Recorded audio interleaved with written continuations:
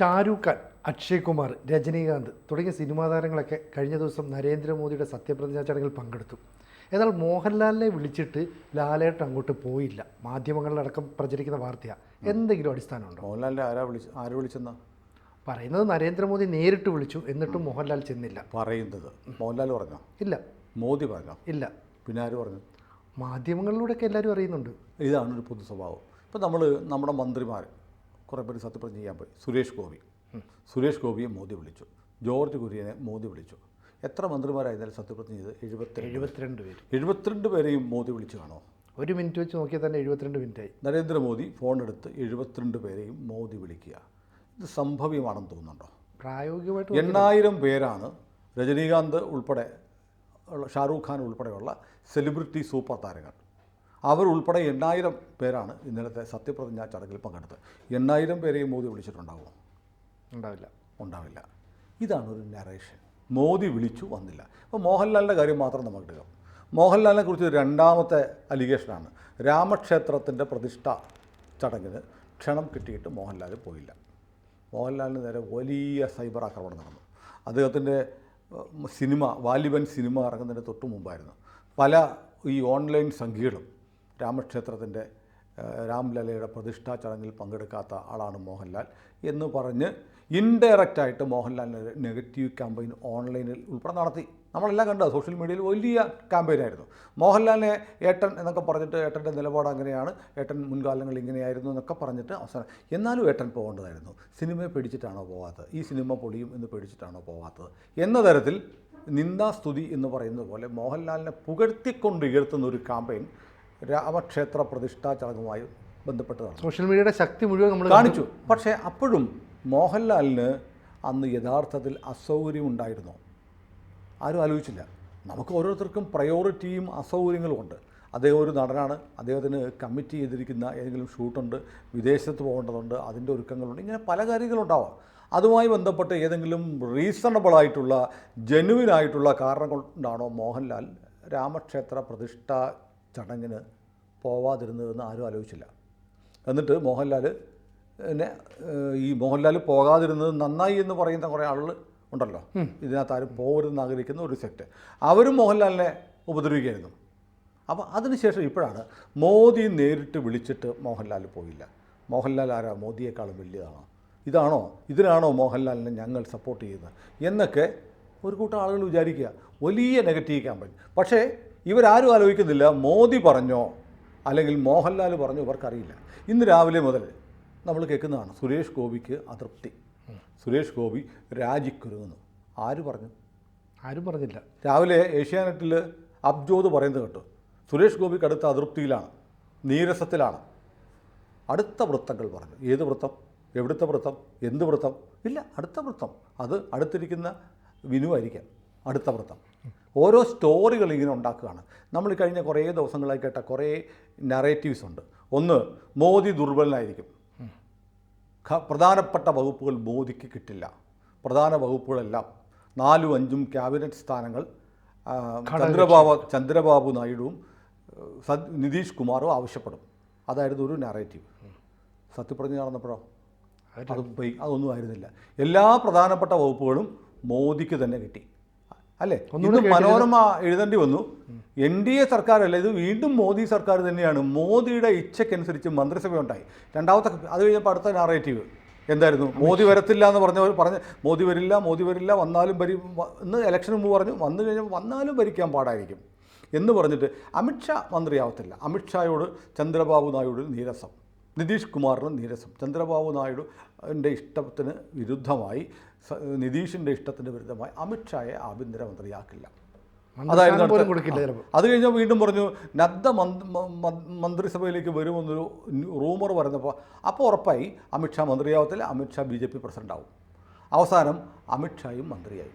അപ്പോൾ ഇവർക്ക് ഓരോരോ ആഗ്രഹങ്ങൾ, മിനിമം അതെങ്കിലും സാധിച്ചാൽ. മോദി തോക്കണമായിരുന്നു, തോറ്റു, ഇനി ജയിച്ചു പോയില്ല, എന്നാൽ ഇയാൾ പ്രവർത്തിക്കരുത്, അതിനെന്ത് ചെയ്യാൻ പറ്റും? അങ്ങനെയായി.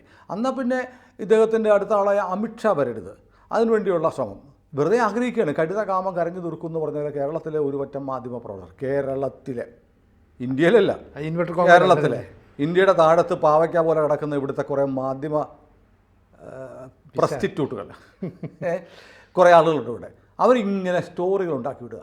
എന്നിട്ട് നോക്കൂ ഇന്നലെ സത്യപ്രതിജ്ഞ ചെയ്യുമ്പോൾ അമിത്ഷാ മന്ത്രിമാരുടെ ലിസ്റ്റിൽ ഉണ്ട്. അപ്പോൾ അടുത്ത നാറേറ്റീവ് എന്തായിരുന്നു? രണ്ടാമത് സത്യപ്രതിജ്ഞ ചെയ്തത് രാജ്നാഥ് സിംഗ് ആണ്. രണ്ടാമൻ രാജ്നാഥ് സിംഗ്, അമിത്ഷാ അല്ല. അപ്പോൾ ആഭ്യന്തരം അമിത്ഷായ്ക്കല്ല എന്നാണ് ഇവർ പറഞ്ഞു വെക്കുന്നത്. പക്ഷേ തുടർച്ചയായി സ്കോളാണ്. രണ്ടാമൻ ഏത് രാജീവ് ചന്ദ്രശേഖറിൻ്റെ BJP നേതാവായിരുന്ന ഉണ്ടെങ്കിൽ ഇപ്പോൾ സത്യപ്രതിജ്ഞ ചെയ്യേണ്ടുന്ന TG മോഹൻദാസ് പറഞ്ഞ പോലെ പണിയെടുത്ത് മുതലാളിയെ തോപ്പിച്ച തൊഴിലാളിയുള്ള ചാനലിൽ ഇന്നലെ എഴുതി കാണിക്കുകയാണ് രണ്ടാമൻ അമിത്ഷാ അല്ല, രാജ്നാഥ് സിംഗ് ആണ്. ഈ ഏഷ്യാനെറ്റിൻ്റെ അല്ലെങ്കിൽ മറ്റു മാധ്യമങ്ങളുടെ ലൈബ്രറിയിൽ കഴിഞ്ഞ 5 വർഷം മുമ്പുള്ള സത്യപ്രതിജ്ഞ ചടങ്ങുണ്ട്. അപ്പോഴും രണ്ടാമതായി സത്യപ്രതിജ്ഞ ചെയ്തത് രാജ്നാഥ് സിംഗിനായിരുന്നു. അന്ന് ഈ നാറേറ്റീവ് ഉണ്ടായിരുന്നില്ല. അത് കഴിഞ്ഞല്ലോ ഇവരുടെ എല്ലാ പ്രതീക്ഷകളും അസ്തമിച്ചു. പൂർവാധികം കരുത്തോടെ മോദിയുടെ സർക്കാർ തന്നെ മോദി ആഗ്രഹിച്ച പോലെ പ്രധാനപ്പെട്ട വകുപ്പുകളെല്ലാം മഹാഭൂരിപക്ഷം പ്രധാനപ്പെട്ട വകുപ്പുകളും കയ്യിൽ വെച്ച് മോദി സർക്കാർ മൂന്നാമത് വന്നു. അപ്പോൾ എന്താ പ്രശ്നം? ഇനി സുരേഷ് ഗോപിയെ പിടിക്കാം, കേരളത്തിലുള്ള പ്രേക്ഷകർക്ക് വേണ്ടി. കാരണം ഡൽഹിയിൽ വെച്ചുള്ള അവരുടെ പ്രതീക്ഷകളൊക്കെ തകർന്നു. എന്നാൽ പിന്നെ സുരേഷ് ഗോപിക്ക് സഹമന്ത്രി സ്ഥാനമേ കിട്ടിയുള്ളൂ എന്ന് പറഞ്ഞ് അടുത്ത ക്യാമ്പയിൻ ആരംഭിച്ചു. ഇതേ മാധ്യമങ്ങൾ 2 ദിവസം മുമ്പ് റിപ്പോർട്ട് ചെയ്ത വാർത്ത അവർ തന്നെ വിഴുങ്ങിയിട്ടാണ് ഈ കള്ളം പറയുന്നത്. 2 ദിവസം മുമ്പ് എന്താ പറഞ്ഞത്? സുരേഷ് ഗോപി പറഞ്ഞു, എനിക്ക് കമ്മിറ്റ് ചെയ്ത പടങ്ങളുണ്ട്, ഞാൻ അഡ്വാൻസ് വാങ്ങിച്ചു പോയി, ഒറ്റക്കൊമ്പൻ ഉൾപ്പെടെയുള്ള സിനിമകളുണ്ട്, അതിൻ്റെ ഷൂട്ടിംഗ് പോകണം, അതുകൊണ്ട് എന്നെ മന്ത്രിയാക്കരുതെന്ന് സുരേഷ് ഗോപി പറഞ്ഞു എന്ന് 2 ദിവസം മുമ്പ് ഇവർ പറഞ്ഞിട്ടുണ്ട്. അതെ, ദേശീയ നേതൃത്വത്തോട് ആവശ്യപ്പെട്ടു. എനിക്ക് ഒരു 10 വകുപ്പുകളുടെ കോർഡിനേഷൻ കിട്ടിയാൽ മതി എന്ന് പറഞ്ഞു. അത് പറഞ്ഞവർ അതിൻ്റെ ചൂടാറും മുമ്പ് പറയാണ് സുരേഷ് ഗോപി അതൃപ്തൻ, രാജിവെച്ചേക്കും. ഒടുവിൽ സുരേഷ് ഗോപിക്ക് ഞാൻ മോദി സർക്കാരിൻ്റെ ഭാഗമാവുന്നത് എനിക്ക് അഭിമാനമാണ്, ഞാൻ രാജിവെക്കുമെന്ന് ചില മാധ്യമങ്ങൾ പ്രചരിപ്പിക്കുന്ന പച്ചക്കള്ളമാണ് എന്ന് സുരേഷ് ഗോപിക്ക് സ്റ്റേറ്റ്മെൻറ്റ് ഇറക്കേണ്ടി വന്നു. നമ്മുടെ മാധ്യമങ്ങൾ എന്താണ് ചെയ്യുന്നത്? കേരളത്തിലെ മാധ്യമങ്ങൾ, പ്രേക്ഷകർ ചിന്തിക്കണം. നമുക്ക് സത്യം അറിയുക എന്നുള്ളത് നമ്മുടെ അവകാശമാണ്. സത്യം അവർ അറിയിക്കുന്നില്ലെന്ന് മാത്രമല്ല, അവർ ചുട്ടെടുത്ത് ആ അപ്പങ്ങൾ ഒറിജിനലാണെന്നുള്ള വ്യാജേന പലഹാരങ്ങൾ നമുക്ക് മധുരം പുരട്ടി തന്ന് ഇവർക്ക് നമ്മളെ കൊല്ലുകയാണ്. നമ്മളത് ഭക്ഷിച്ചുകൊണ്ടിരിക്കുകയാണ്. ചില ആളുകൾക്കെങ്കിലും സംശയം തോന്നും, സുരേഷ് ഗോപി വലിയ വിജയം നേടിയതല്ലേ, അദ്ദേഹത്തിന് ക്യാബിനറ്റ് റാങ്കുള്ള മന്ത്രിസ്ഥാനം കൊടുക്കണമായിരുന്നു എന്താണെന്ന് പോലും അറിയാത്തവരാണ്. അതെ, എന്താണ് ക്യാബിനറ്റ് റാങ്ക്, എന്താണ് സഹമന്ത്രി, ഇതൊക്കെ തമ്മിൽ എന്താണ് വ്യത്യാസം, എന്തെങ്കിലും വ്യത്യാസമുണ്ടോ, ഇതൊന്നും അറിയാത്ത ആളുകൾക്കിടയിൽ സുരേഷ് ഗോപിക്ക് എന്തോ നീതികേട് കാണിച്ചു എന്നൊരു തോന്നലുണ്ടാക്കുക, അവിടുത്തെ വോട്ടർമാരിൽ അതൃപ്തി ഉണ്ടാക്കുക എന്നതിൻ്റെ ആസൂത്രിതമായ നീക്കമാണ് കഴിഞ്ഞ കുറേ ദിവസങ്ങളായി കേരളത്തിലെ മാധ്യമങ്ങൾ നടത്തിക്കൊണ്ടിരുന്നത്. ആദ്യമൊക്കെ മാധ്യമപ്രവർത്തകരെ മാപ്ര എന്നൊക്കെ വിളിക്കുമ്പോൾ ഞാൻ ഉൾപ്പെടെ എനിക്ക് മാധ്യമപ്രവർത്തകൻ എന്നതിൽ എനിക്കും വേദന ഉണ്ടായിരുന്നു, മാപ്ര എന്നൊക്കെ വിളിക്കുന്നില്ലല്ലോ. ഇപ്പോൾ എനിക്ക് മനസ്സിലാവുന്നുണ്ട് എന്തുകൊണ്ടാണ് ജനം മാപ്ര എന്ന് വിളിക്കുന്നത്. ഏത് പൊതുപ്രശ്നം ഉണ്ടാവട്ടെ, വക്കീലന്മാരും പത്രക്കാരും തമ്മിൽ അടിയുണ്ടായി, നാട്ടുകാർ പറഞ്ഞ പത്രക്കാർക്ക് 4 കിട്ടണമെന്നാണ്. എവിടെങ്കിലും മാധ്യമപ്രവർത്തകനെ ആരെങ്കിലും കൈവച്ചാൽ പൊതുജനം സന്തോഷിക്കുന്നൊരു കാലമുണ്ട്. കാരണം മാധ്യമപ്രവർത്തകരുടെ ക്രെഡിബിലിറ്റി വല്ലാതെ സൂക്ഷിച്ചു പോയിരിക്കുന്നു. അതിന് കാരണം വേറെ ആരുമല്ല, മാധ്യമപ്രവർത്തകരാണ്. ഇത് തെറ്റാണ്, ഇപ്പോൾ നടന്നുകൊണ്ടിരിക്കുന്ന പല കാര്യങ്ങളും തെറ്റാണെന്ന് ചിന്തിക്കുന്ന മാധ്യമപ്രവർത്തകരുണ്ട്. പക്ഷേ അവർക്കൊക്കെ അത് തുറന്നു പറയാൻ പേടിയാണ്. ഈ സമൂഹം ഒറ്റപ്പെടുത്തുമോ, കൂടെയുള്ളവർ ഒറ്റപ്പെടുത്തുമോ? സംഘടിതമായ ചില കേന്ദ്രങ്ങളുടെ പിൻബലത്തിലാണ് ഈ ആസൂത്രണങ്ങൾ നടത്തുന്നത്. ബിനു വി ജോൺ വലിയ കാര്യത്തിൽ KUWJ എന്ന് പറയുന്ന കേരളത്തിലെ മാധ്യമപ്രവർത്തകരുടെ സംഘടന മുഴുവൻ കുഴപ്പമാണ്, അതിനെയൊന്നും അംഗീകരിക്കാൻ പറ്റില്ല, ഞാൻ KUWJ മെമ്പറല്ല, ഞാൻ സത്യത്തിനും ധർമ്മത്തിനും വേണ്ടി നിൽക്കുമെന്നൊക്കെ വാചകമൊക്കെ ശ്രദ്ധടിക്കാറുണ്ട്. പക്ഷേ ബിനു ഇതിൻ്റെ ഉസ്താദാണ്.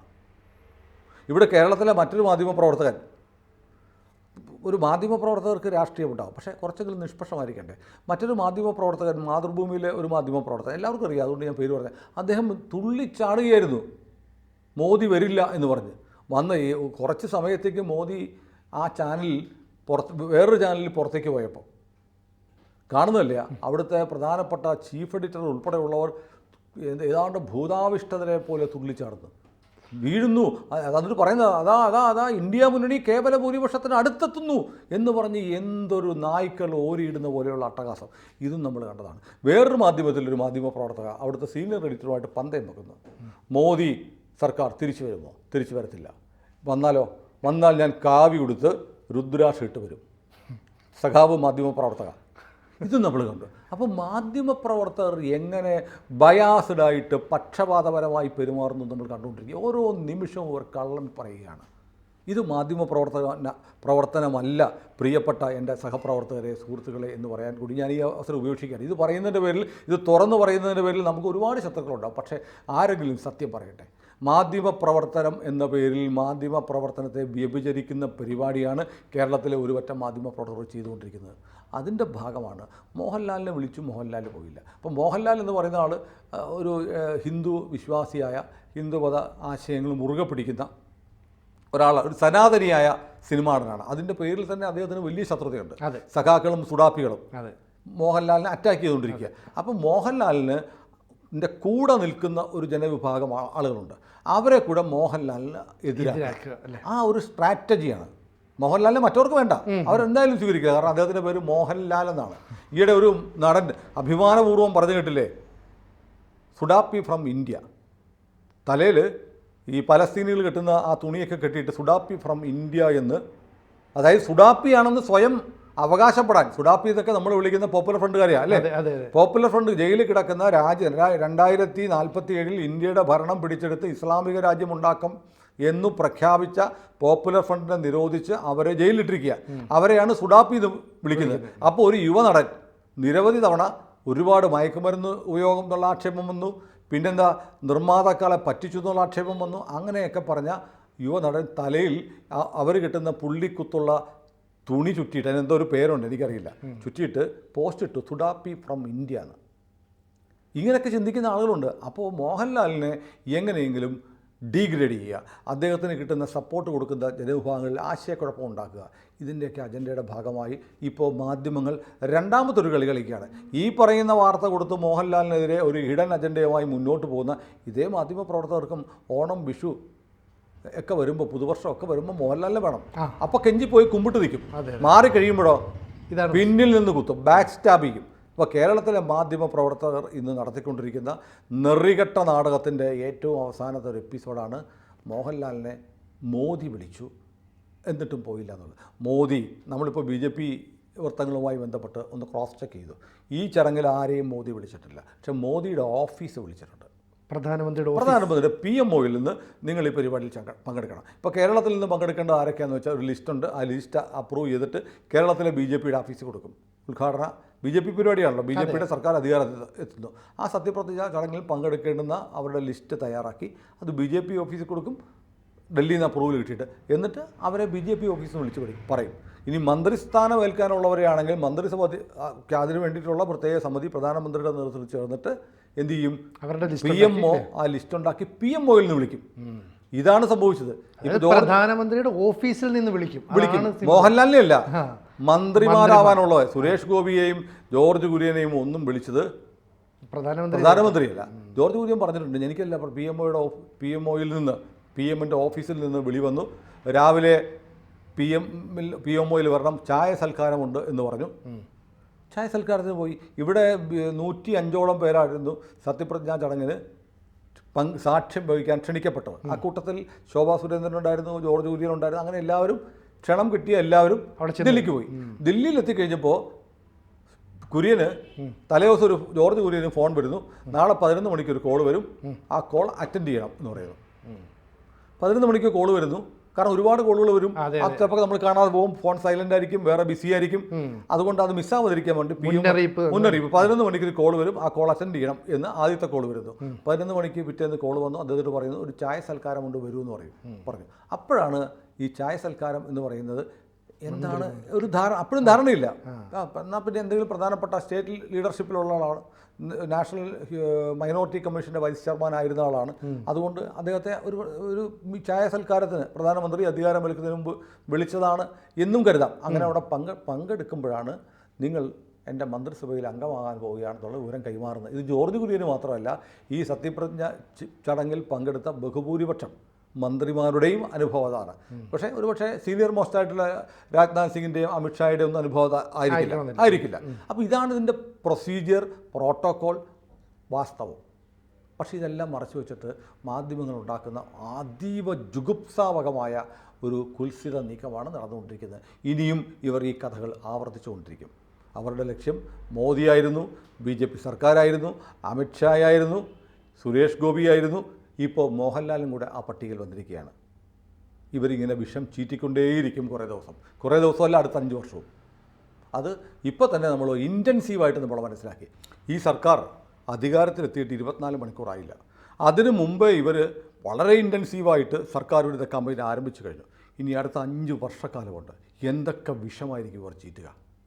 ഇതാണ് നമ്മൾ മനസ്സിലാക്കേണ്ടത്. കേരളത്തിലെ മാധ്യമങ്ങളെ വീണ്ടും നേരത്തെ പറഞ്ഞ പോലെ അടിവരയിട്ട് പറയാം, അതീവ ജാഗ്രതയോടെ നമ്മൾ സൂക്ഷിക്കേണ്ടിയിരിക്കുന്നു. കാരണം അതിൽ ഒരുപറ്റം മാധ്യമപ്രവർത്തകർ, എല്ലാവരും അങ്ങനെയൊന്നുമില്ല, എല്ലാ മാധ്യമങ്ങളിലും ഒരുപറ്റം ആളുകൾ നിക്ഷിപ്ത താല്പര്യത്തോടെ ജനങ്ങളെ തെറ്റിദ്ധരിപ്പിച്ച് സർക്കാരിനെതിരെ മാത്രം അംഗം വെട്ടാൻ തുനിഞ്ഞിരിക്കുന്ന ഒളിപ്പോരാളികളാണ്.